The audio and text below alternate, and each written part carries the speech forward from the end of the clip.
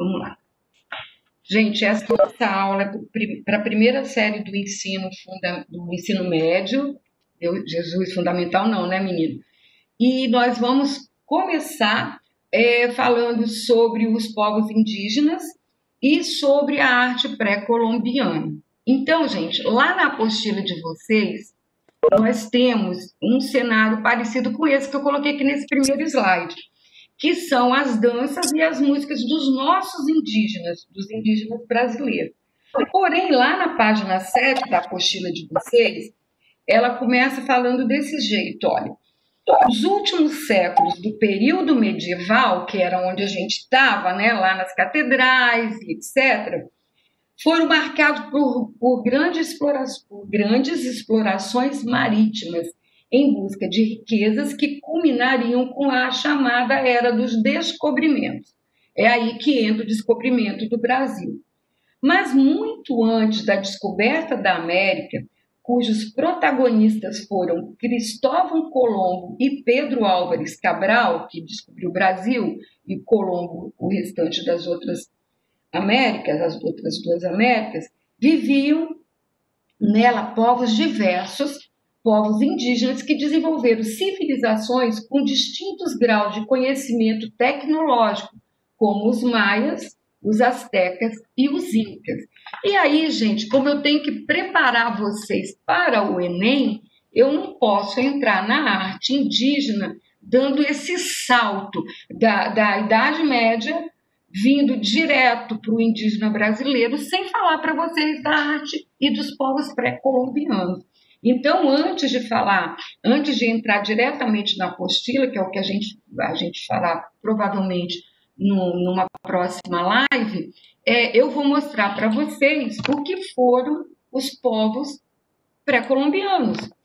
O nome já diz, pré-colombianos, ou seja, os povos que estavam aqui antes da chegada de Cristóvão Colombo. Esquece Brasil, esquece os nossos indígenas, esqueçam Pedro Álvares Cabral, e a gente agora vai focar nas três Américas, porém, lá nos povos que ficaram do outro lado do oceano, tá bom? Então, primeira coisa para vocês entenderem isso tudo é falar do Estreito de Bering. Bering foi um navegador. Aqui a gente tem a Rússia, minha setinha está mostrando aí para vocês, aqui nós temos a Rússia, e do lado de cá nós temos os Estados Unidos, uma pontinha dos Estados Unidos, que esse Bering, que era um navegador, ele veio daqui para cá e ele conseguiu descobrir aqui o Alasca. Se não me engano, essa região aqui é o Alasca. Esse estreito aqui, segundo os historiadores, há muitos e muitos milhares de anos, o que aconteceu aqui? O mar recuou e isso daqui aconteceu como se fosse uma ponte de terra e de gelo. E acredita-se que as Américas foram colonizadas pelos asiáticos, que do lado de cá é a Ásia, que passaram por aqui, chegaram aqui em cima e desceram e vieram até a América do Sul. Isso é o conceito mais provável da colonização das Américas, ou seja, não seria colonização, vou usar uma palavra que não existe, o habitamento das Américas, tá? Então, a lógica é mais ou menos por isso. E eu acredito, assim, Bazinha, né, com toda a minha o meu parco conhecimento, que foi isso que aconteceu mesmo. Até porque os índios, que a gente vai ver daqui para frente, eles são muito com características asiáticas, né? Aquele olhinho meio puxadinho, eles são bem morenos. Então, é isso que a gente vai ver em função do Enem de vocês, tá bom? Aí depois, quando essa aula estiver gravada, vou mandar para vocês e vocês façam as devidas anotações, porque vocês vão precisar disso no terceiro ano. Vamos lá? Bom, então começando. Ao chegar à América no fim do século XV, os espanhóis encontraram civilizações bem organizadas e que possuíam verdadeiros tesouros. A riqueza desses índios, gente, índios não, a gente fala índio, mas entre parênteses, tá? A riqueza desses povos era assim imensurável. Eles tinham muito ouro, muitas pedras preciosas, que virou muita cobiça para os espanhóis, tá? A arte desenvolvida por esses povos é comumente chamada de arte pré-colombiana.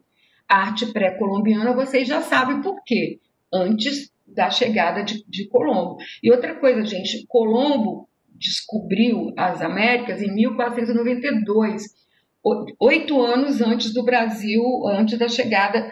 Eu não vou usar esse termo descobriu, porque isso não se usa mais. Isso era na época que eu estudava, fazia meu ginásio, né? Então, esses colonizadores eles já sabiam que existiam, que o mundo não era quadrado, que existia terras além da Europa. Tanto é que essas terras já haviam sido divididas entre Espanha e Portugal, que eram as duas potências da época, através do Tratado de Tordesilhas. Então, nada foi acaso, nada chegou, a caravela não chegou aqui por causa de calmaria, nada disso. Infelizmente, esse nome índios ficou batizado aqui para nós porque a desculpa de Pedro Álvares Cabral é que ele estava procurando um caminho marítimo para as Índias.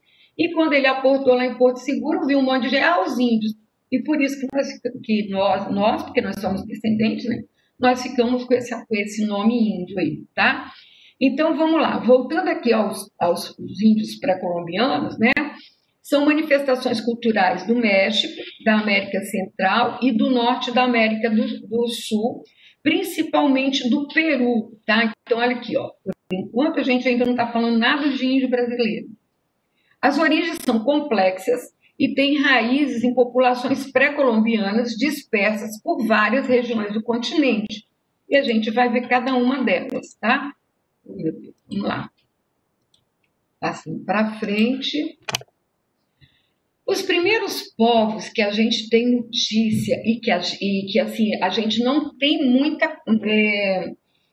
coisa palpável sobre ele, não temos uma história palpável, mas é o que se sabe, porque graças a Deus esses colonizadores espanhóis, eles levaram muitos livros, porque os astecas e os maias, eles escreviam, então eles levaram muitos livros dessas duas culturas e a gente sabe dessas histórias através desses documentos e desses relatos que ficaram gravados, tá, em tomos, né? Tomos são livros onde se escreve as histórias e isso fica registrado.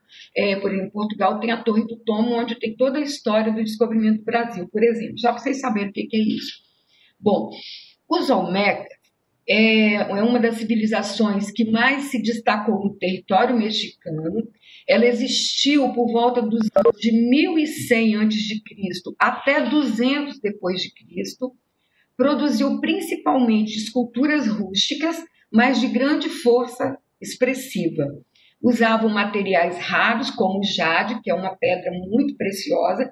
Para vocês terem ideia, uma pedra de jade foi achada numa dessas minas africanas. Ela pesava 200 toneladas e ela foi vendida, só para vocês terem ideia do poderio da pedra. Imagina essa pedra ofuscando os olhos dos colonizadores espanhóis. Hein?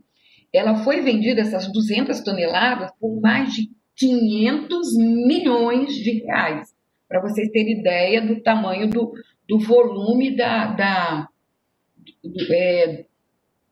deixa eu soltar alguém aqui do lobby.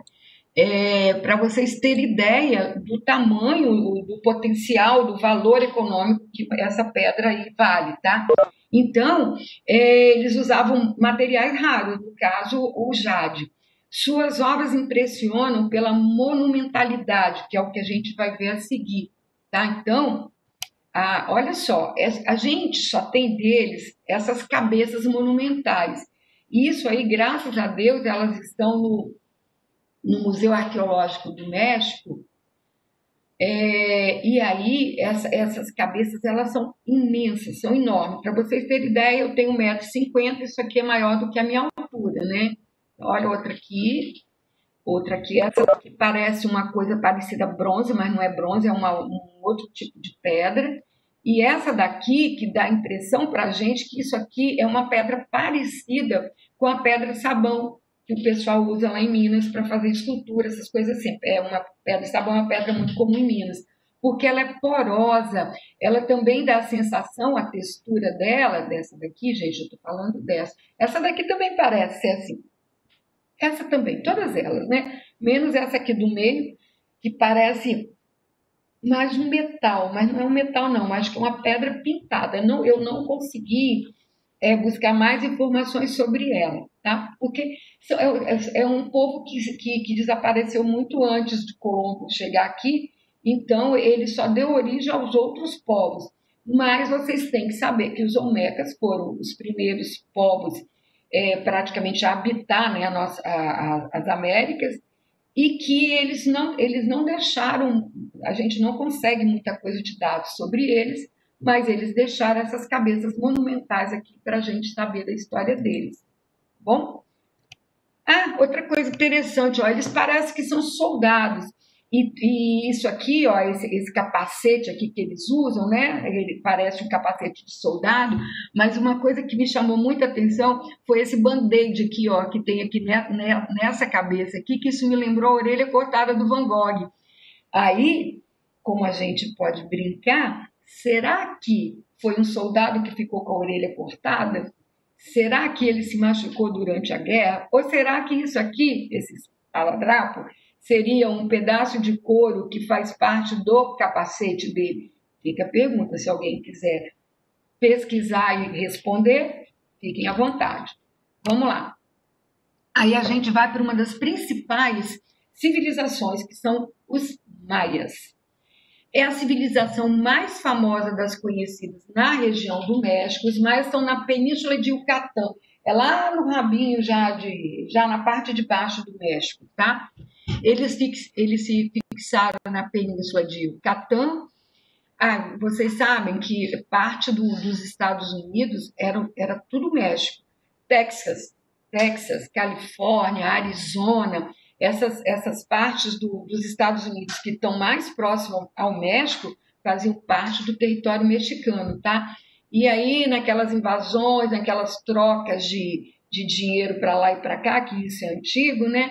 Os Estados Unidos acabou ficando com essas regiões, mas a Flórida tem nome espanhol, Texas tem nome espanhol, Arizona, Califórnia, para vocês terem ideia, tudo isso aí são nomes espanhóis, porque é uma região que pertencia ao México, tá? Então, vamos lá, voltando aqui para os maias. Teve início por volta de 1000 a.C., essa civilização. Então, ó, praticamente a outra já estava acabando, porque os Olmecas só foram até 200 depois de Cristo, né? Seu desenvolvimento significativo ocorreu por volta de 300 e 1000 depois de Cristo. Em 1492, quando os colonizadores espanhóis chegaram à América, essa civilização já se encontrava em declínio. Então, não foram os espanhóis não foram os responsáveis direto pelo extermínio dos maias. Eles já era uma civilização que já estava se acabando, tá? Os maias construíram grandes cidades e desenvolveram uma arquitetura monumental também, em matéria de edifícios arquitetônicos, de pirâmides, tá? Expandiu-se pelo México, Guatemala, Honduras e El Salvador também, tá, gente? As construções maias se apresentam de dois tipos, são as pirâmides e os palácios, que a gente vai ver a seguir. Só que antes disso, eu vou ler essa observação que é interessante. As técnicas de construção foram aperfeiçoadas por mais de 2000 anos, resultando em um desenvolvimento arquitetônico nunca antes encontrado em qualquer civilização. O que eles fizeram e o que eles desenvolveram, nem os egípcios. Tudo bem que os egípcios, as pirâmides têm 2.500 anos, né? Foi bem antes deles, mas mesmo assim, nem os egípcios conseguiram uma evolução tão grandiosa que a gente vai ver agora. Eles também fizeram, além das pirâmides, porque o conjunto é junto, então vou ler logo os templos. Eles também fizeram templos. É um exemplo de construção em forma de pirâmides, né, a forma piramidal, erguido sobre um patamar retangular.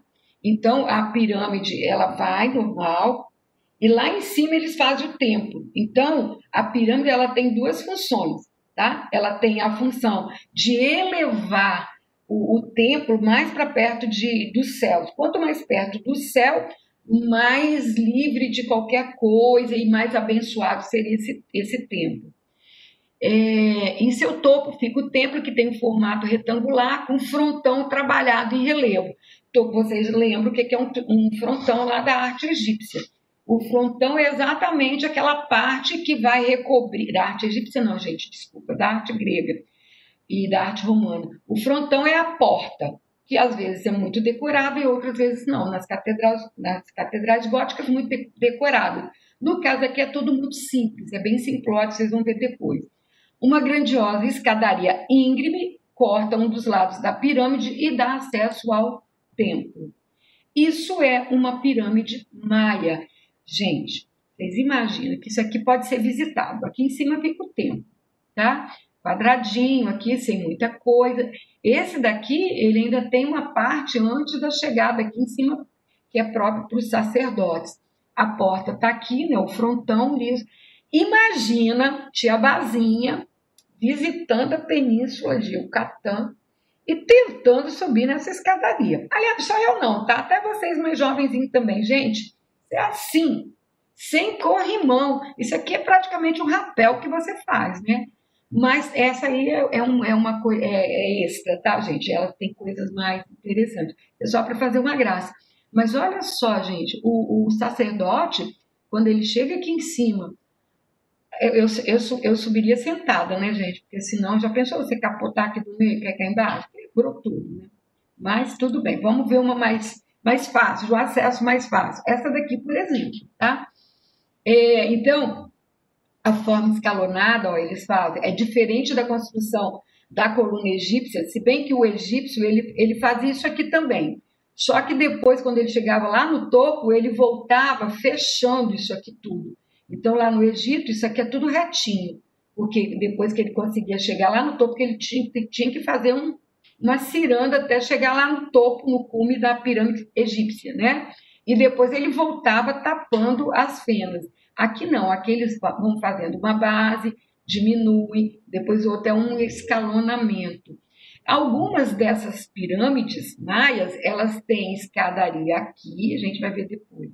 Ela tem escadaria aqui na parte de trás e aqui nas laterais também. Essa daqui é mais simplificada e ela não é muito alta. Provavelmente aqui, porque esse aqui é um sítio arqueológico muito grande, deveria ter uma bem maior. Agora, olha a simplicidade do templo, tá vendo? A gente não precisava daquele ouro, daquela coisa toda para buscar a divindade nessa época aqui. Pirâmide e tumba de Capal, que é uma região também do México, tá? Eles são divididos em regiões.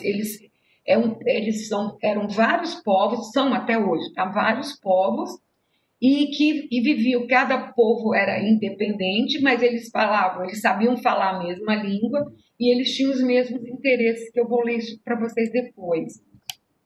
Aqui, ó, Chichén Itzá é o nome dessa região.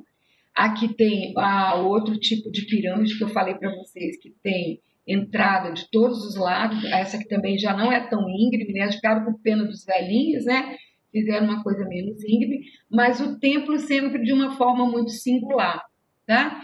Aqui é um muro que cerca essa região e eu coloquei isso aqui para vocês observarem que essas imagens são umas imagens meio zoomórficas, são umas imagens meio de alienígenas, né?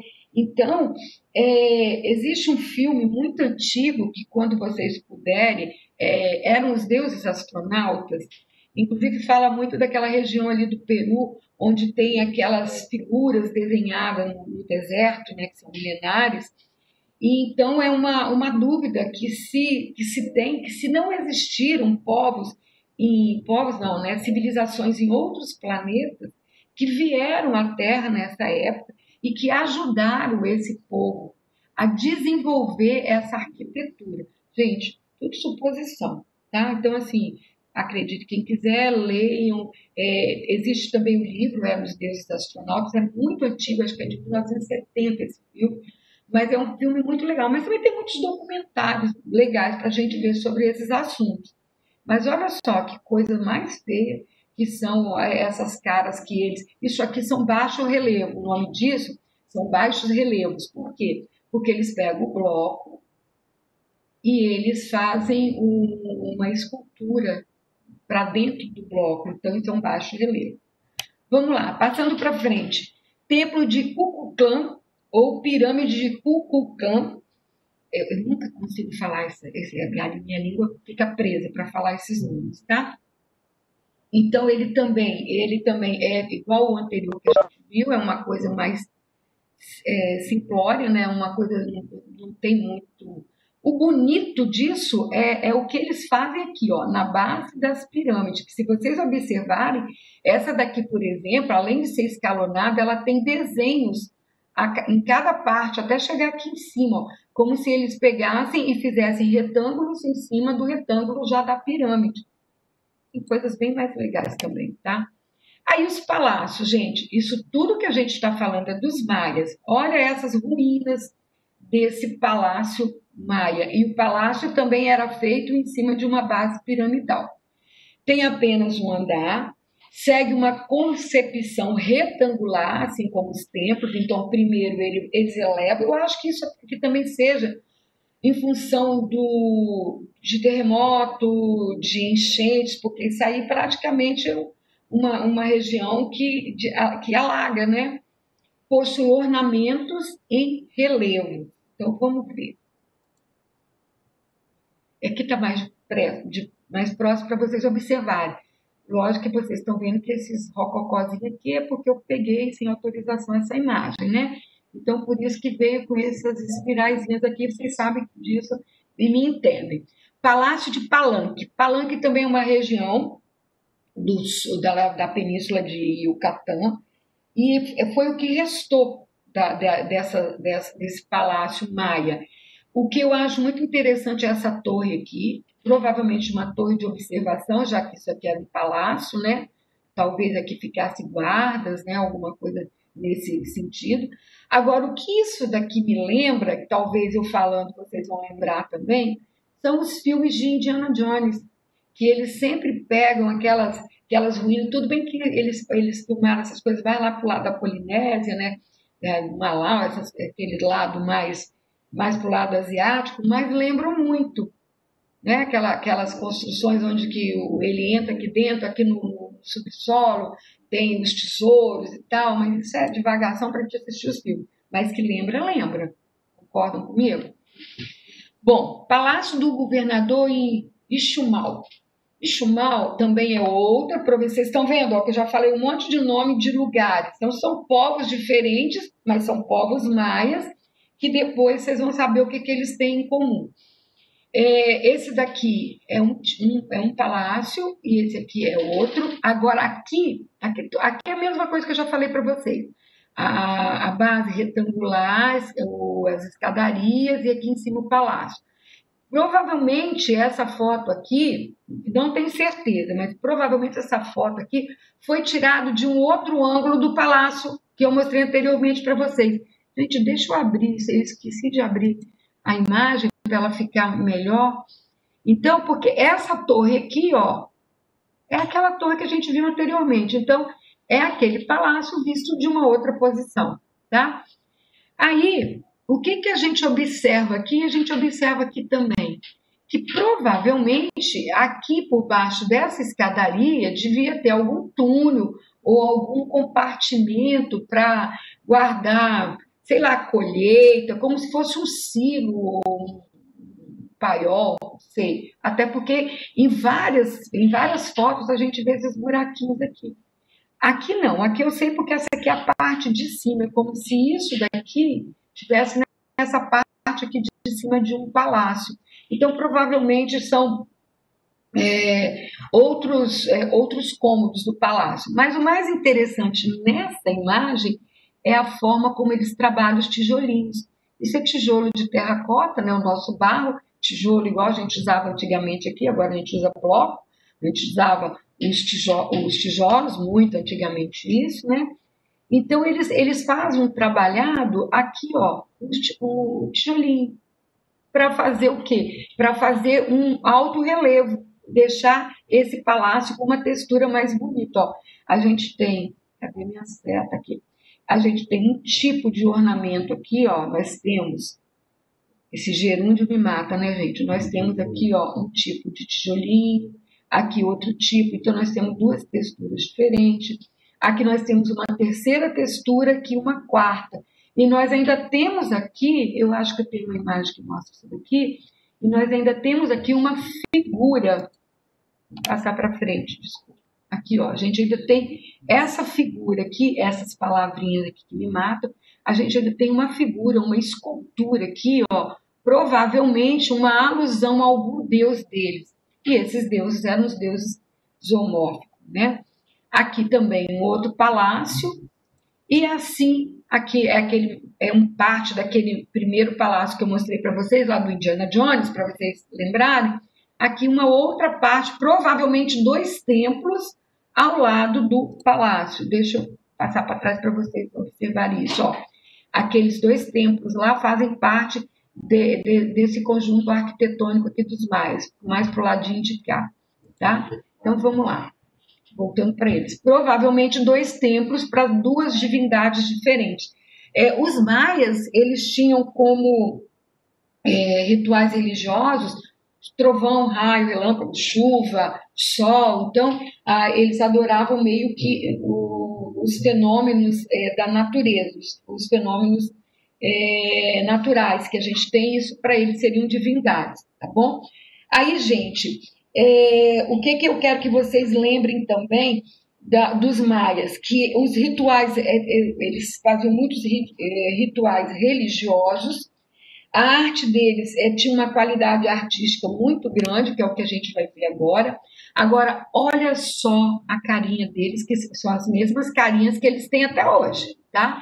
Aquelas carinhas meio asiáticas, o olhinho puxado, o narizinho meio esbarracado, igualzinho são os chineses, né? Aquela coisa meio oriental eles têm.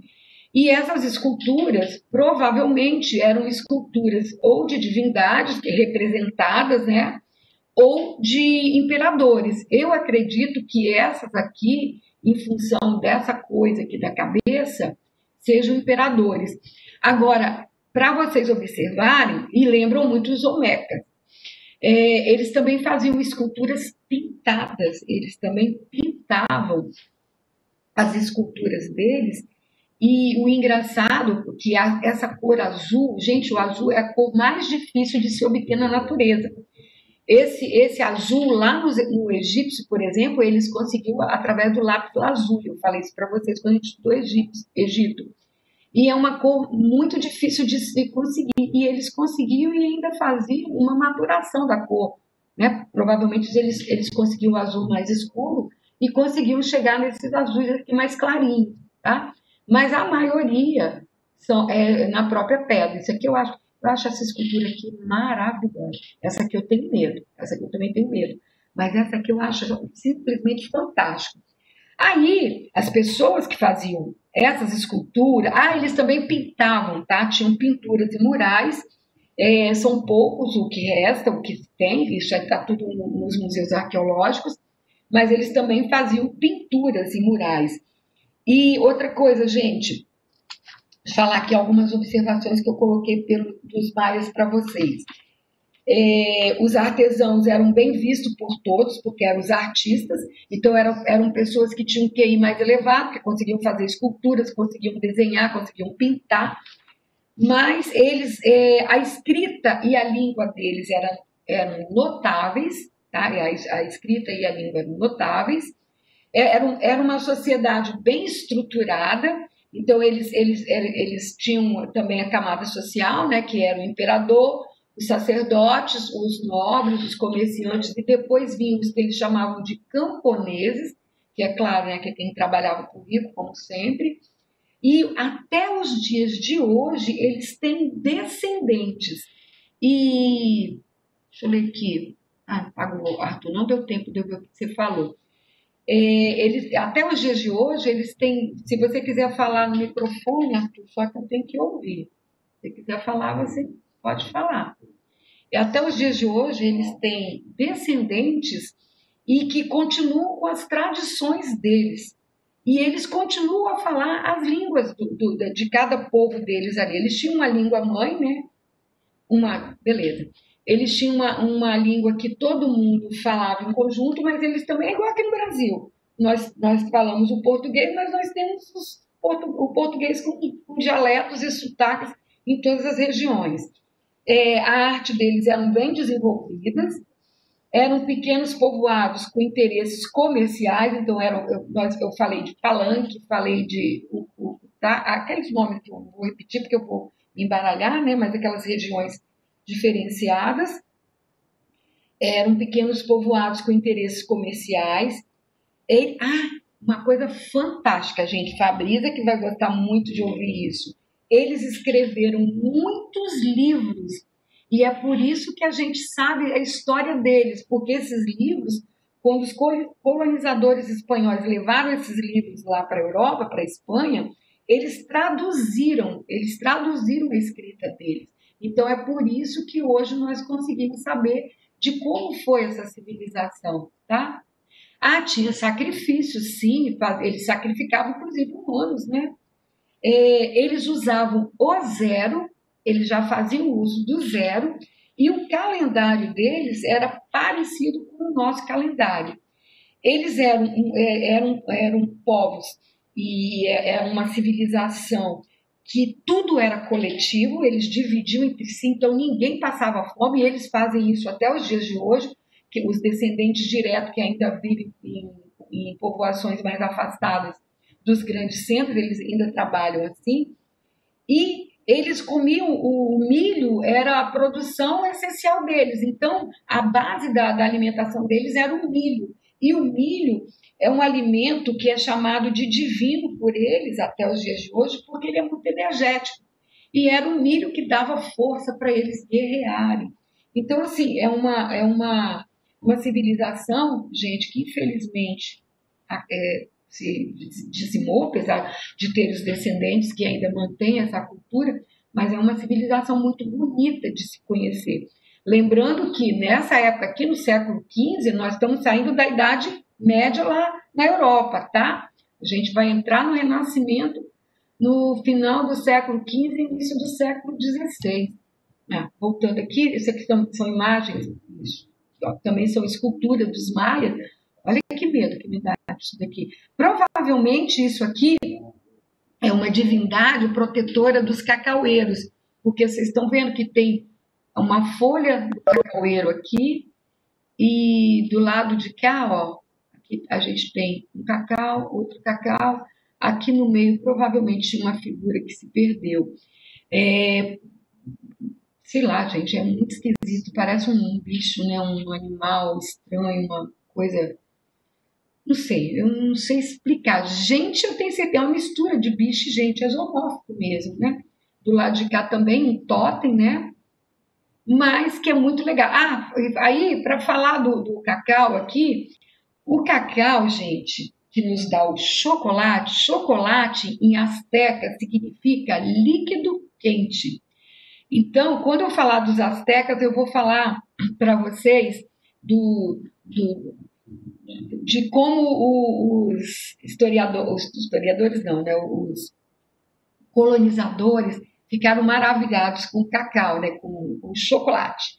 E é chocolata que eles falavam, tá? A palavra. Eu adoro os povos pré-colombianos porque eu sou chocolate, então agradeço a eles pela invenção do chocolate. Aí, por que os artesãos eram tão bem vistos pelos maias? Olha aqui, uma tecelã, olha o primor dessa obra deles aqui. Isso aqui é uma tecelã, isso aqui é um tear, essa tecelã que faz aqueles casacos que eles usam. Até hoje a gente vai ver isso muito no Peru, né? A gente vai ver isso muito com os incas, tá? E do lado de cá, a rainha de Uxumal. Gente, ela não era muito bonita não, né? Mas olha só aqui todo o desenho que ela fazia no rosto. Isso aqui provavelmente seria a coroa. E isso daqui faz parte da decoração do palácio, tá? Bom, aí a gente vai para os astecas. Eu tenho que ver a hora, porque agora eu tirei a hora aí.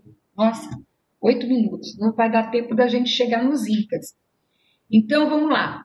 Os astecas é uma civilização que desenvolveu-se na região central do México.